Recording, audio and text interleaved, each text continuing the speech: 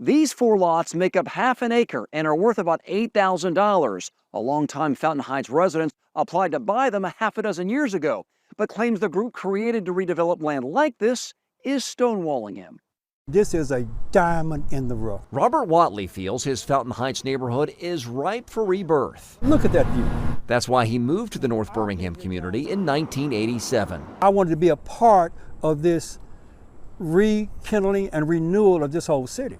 But Watley has watched as more and more neighboring properties turned into blight and eventual vacant lots. Then about 10 years ago, the city created a land bank authority. It was designed to group together vacant properties for redevelopment. Properties like these four parcels across from Watley's home. These lots almost crest a hill overlooking downtown Birmingham. He decided to help redevelop them, so he filed an application for each. That was 6 years ago. They're jerking me around. You know, and it's a very simple question. Does Mr. Watley have active applications with you? Watley claims the Land Bank Authority will not give him a straight answer about the status of his applications. We were at a recent land bank meeting where he directed his frustration at the board. I've done everything a reasonable man could do to work in-house. But since Watley has hired a lawyer to help get to the bottom of it, the board's chairman claimed their hands were tied. Given the fact that this is a matter that's being litigated right now, we cannot comment on the situation. In the last week, Watley's attorney did meet with the Land Bank Authority, who is now suggesting he file a detailed plan for the parcels with sketches and construction costs. Watley fears the city could be saving certain Fountain Heights properties for bigger developers, with a new outdoor amphitheater being built a mile away. It seems as though the land bank has put a lockdown on all properties up here.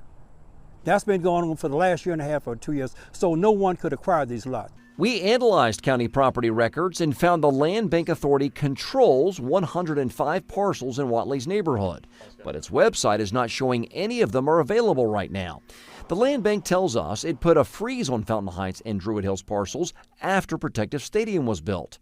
The city was worried bad actors might buy them up and resell at inflated prices. I'm willing to work with the city. Watley understands if the city has big plans for his neighborhood, but he believes a Fountain Heights native trying to fulfill the Land Bank's original mission should be given a fair shake.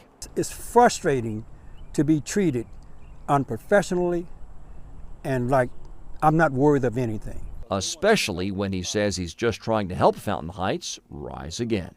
Recently, the Land Bank Authority announced it wanted to build 25 brand new homes here in Fountain Heights for qualified buyers. We tried to find out if any of the four parcels that Watley's been waiting on would be used, but the authority said it was not ready to announce which of its 105 properties here would be picked for the program. In Birmingham, John Papke, WVTM 13, investigates.